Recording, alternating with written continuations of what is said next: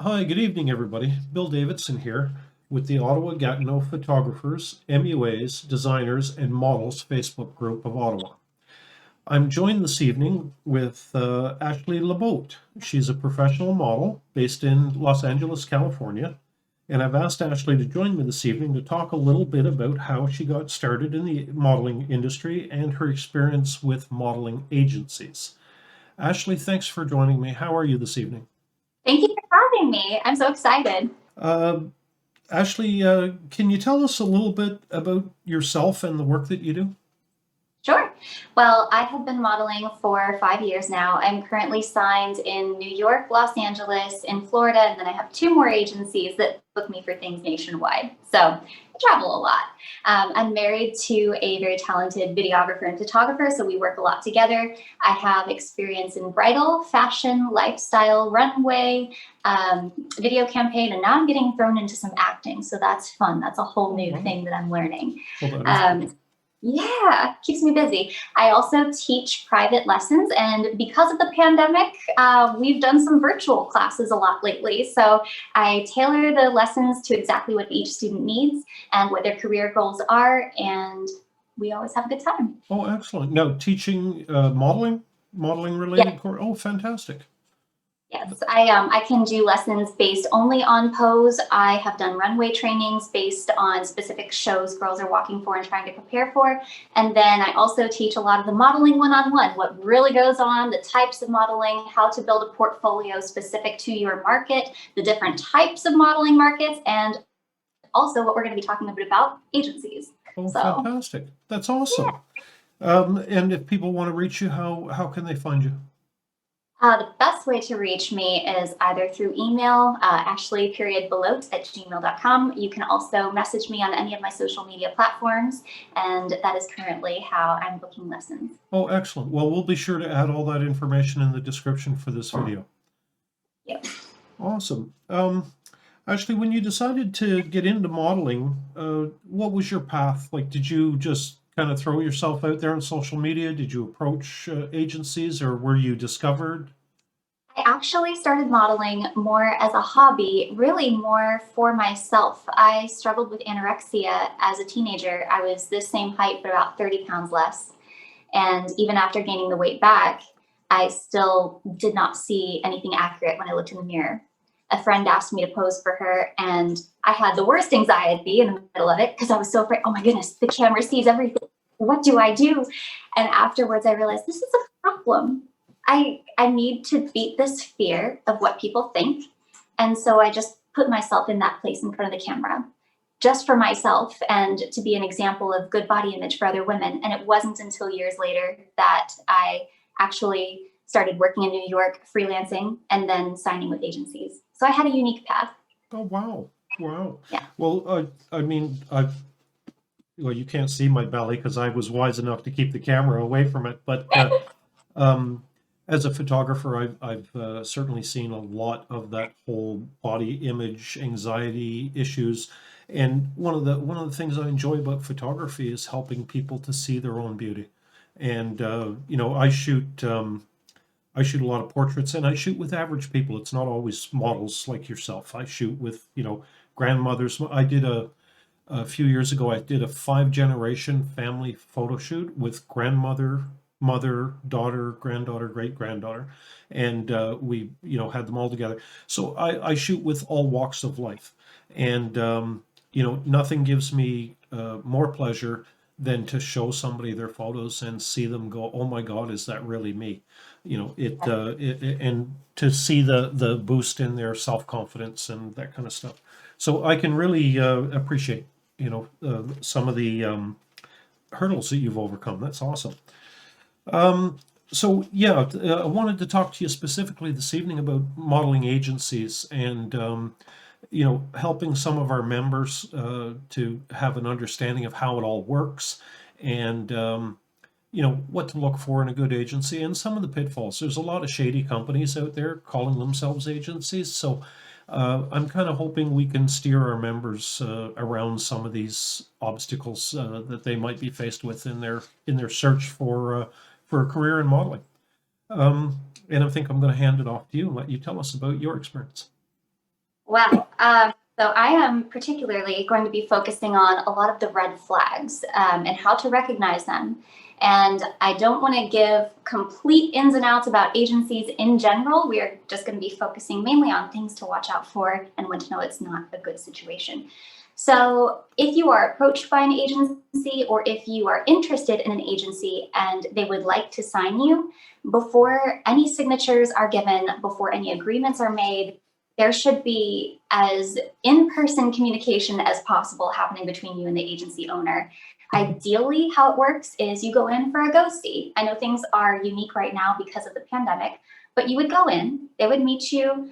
Depending on the agency, they may measure you, but they would talk with you about your career goals and see if they're interested in moving forward. I have done virtual talks with agents just because of distance or because of social distancing purposes. And sometimes I have done over the telephone. So it's very important you have that communication before you go any further. You'll learn a lot about the agent. You'll learn a lot. Do I feel comfortable working for this person? Do I feel like they'll encourage me, build me? And those are important things you should know before you decide if you want to move forward with them.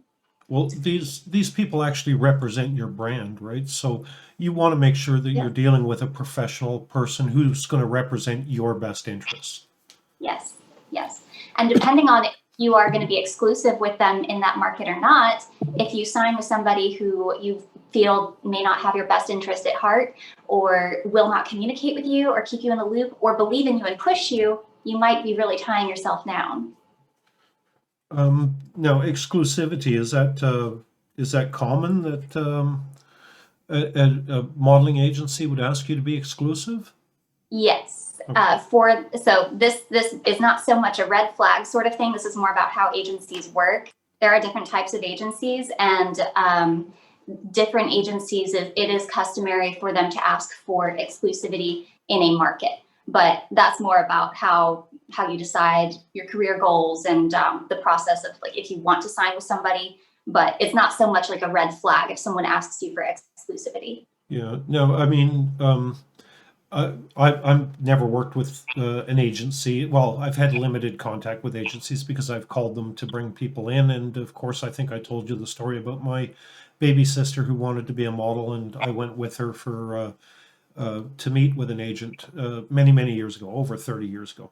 A very positive experience, but my own knowledge of the industry is pretty limited. So when I think of modeling agencies, I think of real estate agents, right? And if I'm going to put my house on the market, the agent wants to be exclusive. And for obvious, they're going to invest in advertising. They're going to pay the costs of listing the house on the MLS system. They're going to hire a photographer maybe to go and take good pictures of the house. So they've invested in selling my house. How does a modeling agency invest in a model? What do they like? What do they bring to the game? If they're asking for exclusivity, what do they give you in return? Um, Sorry for it's a catching little you more off guard. information that I need to give. So, so a modeling agency, typically I include this in my lessons when I help people decide their career goals. But a modeling agency basically will give access to better clients, reputable clients, paid jobs.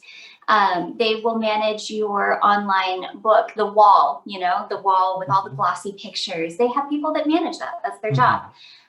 They will help guide you in any direction that they feel you need growth in order to book your work. How involved they are really depends on how big the agency is, if they're a mother agency versus a booking agency. And there's just a lot of factors that go into how much involvement you can expect, but that's typically what they do. Okay, awesome. So they would offer you training, that kind of stuff, if they felt you needed it, or They can refer you.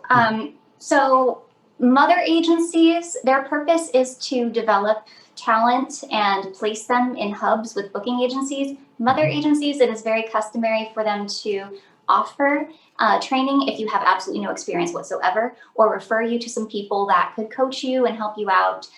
Booking agencies, you're expected to just walk in and be ready for the job. If at any point you feel like you need extra help in something, you can always ask your agent, hey, do you know of a good like voiceover coach? Do you know of a good pose coach? And they'll be able to refer you. Mother agencies are typically the ones more focused on growing and training their girls Excellent. and women. And of course, there's people like you that offer training and education to models as well. Yes. Excellent. Excellent. Have you, so what kind of things would be a red flag? If I was approaching an agency or they approached me, what sort of things should I be looking for? The first one is kind of something you have to look more closely at, demanding money up front. Nowadays, before, if a modeling agency asked you for any money up front, it was pretty much a sure sign of a scam. Things have changed a little bit. There are typical fees for managing your book. Anytime you get new images and send them in, the agents will cull through and, this is a good addition to her wall, we'll toss this out. And there is a typical fee for managing that throughout the period of years that you're signed with somebody. So that can be a legitimate fee. But if it's not a legitimate service, if they aren't able to explain what that fee is for, or if they are demanding that you shoot with a very specific person to make your portfolio, those can all be signs of red flags. If there is something that you can do for yourself or do at a cheaper cost, they should allow you to do that versus demanding that you do it through them. Now, would they, I'm trying to put myself in their place, play devil's advocate a little bit. I can imagine that a lot of girls show up with amateur photos and expect them to, take those and use them on their professional website and in their professional marketing strategy. So I could see an agent maybe pushing the model to go and hire a professional, but if they're specifically directing you to a particular photographer, then you kind of get the impression that maybe there's some kind of a kickback or backroom deal taking place. A lot of agencies, they want a cohesive look for their board, so it's not it's not abnormal for them to recommend a certain photographer that just happens to shoot the majority of their board. But you should always have the option of finding somebody else, and it's not unrealistic to have to submit that person's work to your agent. Hey, how about this style? Does this style fit the board? Would you approve of this if I got something like this? And they should be able to work with you on that. Sure. And I would certainly interpret it as a bad sign if they insisted that, they had an exclusive arrangement with some particular photographer. I would certainly find it more professional if they said, here's 4 or 5 people in the New York area. Pick any one of those guys. We know they're good, or, find someone else. But if the work's not up to our standards, we might ask you to go and redo it. That kind of give people options. You don't want to try and force them to spend more money than they have to. No, but it's true what you said about some sort of kickback, because if they do have some sort of deal, like if you think about it, and I know this happens, it would be very easy for agencies to lure girls in with the bait of, a contract, you have to go shoot with this person. And all they do is shoot, sign, repeat, and they just keep profiting. And it happens. Well, that is one of my concerns, right? I've seen a lot of agencies sort of show up on the scene and start signing girls and that kind of stuff. And I know that when photography when it matured and entered the digital age, there was a lot of photographers struggling, and still are struggling to make a living, right? And in the old days, you could charge $1,000 or $1,500 to shoot a model's basic portfolio for them, right? If you had a brand new model with no images and you had a studio, you could rack up a $1,500 day and just shoot, a bunch of different outfits for them, different looks, and it was lucrative. And with so many people with a good camera on their phone, like the whole industry has changed in the last 15 years. It's getting harder and harder to make a living with a camera.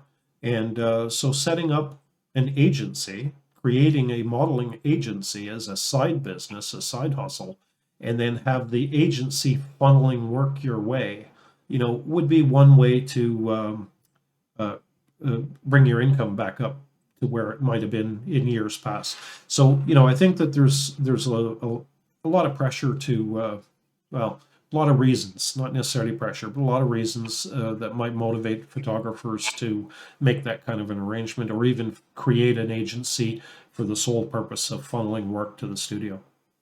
There is one thing I forgot to touch on about fees when you first sign with an agency. A lot of agencies will give you the option, they call it advance.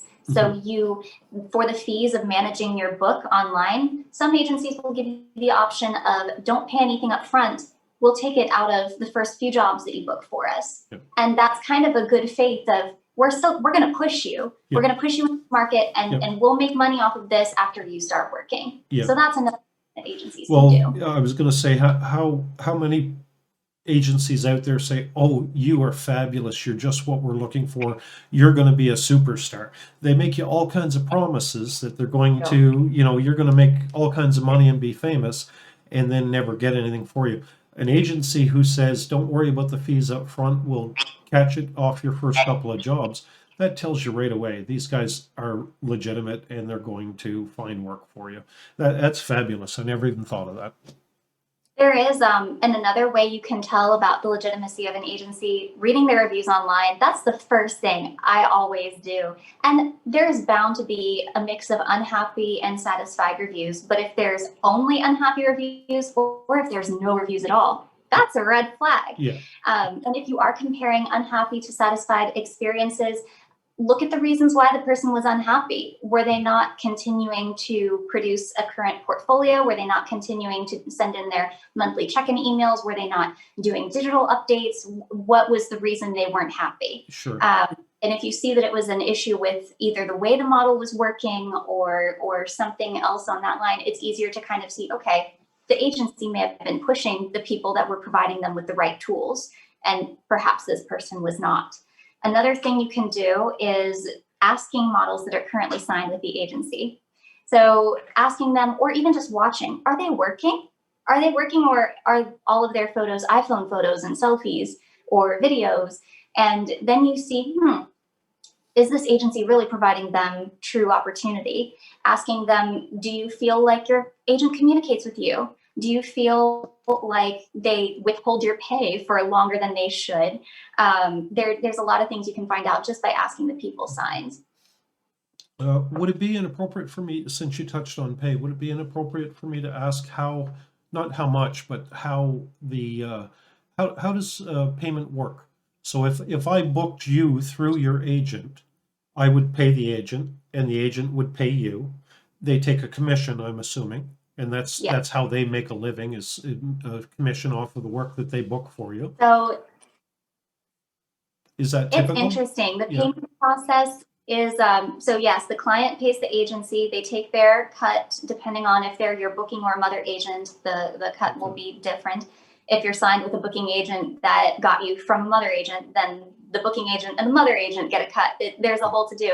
So there's a process it goes through before the money even comes to the model. Sure. And throughout the United States, I believe it is customary. It is acceptable legally to wait a maximum of 3 months before a model is financially compensated for their work. Sure. I will say I've had instances where it's gone past that, and that's never a good thing. And that is a red flag in and of itself if you want to continue working for somebody. But yes, 3 months is the legally acceptable limit of time to be compensated for your work. I can. Now, what about expenses? Like if I'm going to send you to Florida to do a photo shoot, who's covering your travel expenses, hotel expenses, that kind of stuff? It differs depending on the job. Yeah. Every job is going to be unique. Some clients will compensate for travel and for lodging and food. But a lot of times nowadays, there's just a flat rate and a buyout. And if the model wants to travel for the job, it's their responsibility to budget accordingly. So you still walk away with a profit. Yeah. So you would be in a position to say, I don't want that job because it's going to cost me too much to go and spend the day there. Yeah. Well, that's good. So you're not forced to go and do jobs that are not going to make a profit for you then. No. And a good agent should ask you right upon signing, if you don't live in that vicinity, they should ask you, what's your minimal rate for travel? Yeah. And then I've told some of my agents, this is my rate if I get a 2 week notice, which rarely happens, but Yeah. this is my rate if I get a 2 week notice. Flights are more affordable. I can plan it a little better. My rate for 1 day's notice or 2 days notice is going to be substantially higher. For sure. But yeah. So a lot of agents will have that information already on hand because they want to know if you're submitted for a job and accepted, if you're going to say yes. If they submit you, the client loves you, falls in love with you, oh, we want her, and they select you, and then you say, I can't come, it looks bad on the agent too. Absolutely. So they try to do that. Yeah. So the customer themselves have no idea where you're coming from, though. When they're looking at the submissions, they don't know that they're going to have to cover that expense. You have to take that into account yourself.